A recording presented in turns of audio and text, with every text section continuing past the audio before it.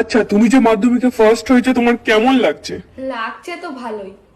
বাহ, তা তুমি কত পার্সেন্টেজ পেয়েছো টোটাল? আমি ওই 95 96 এরকম কিছু একটা হবে। না, তা কি ভাবছিলে যে এর থেকে বেশি নম্বর পাবে? কি আশা করেছিলে? আশা ওরকম কিছু করিনি। আশা আমি পাস করলেই চলবে, আশা করি অত করিনি আমি। তার মানে তুমি বলতে চাইছো তুমি যা পেয়েছো তুমি সেটা নিয়ে খুশি আর কি, তাই হ্যাঁ তো? খুশি খুশি, খুব খুশি। আর বাবা মা কি বলছে? তারা কি খুশি হয়েছেন?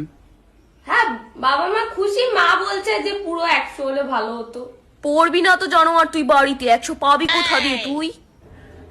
আচ্ছা, তা তুমি প্রত্যেকটা ছাত্রছাত্রীদের উদ্দেশ্যে কি বলতে চাও?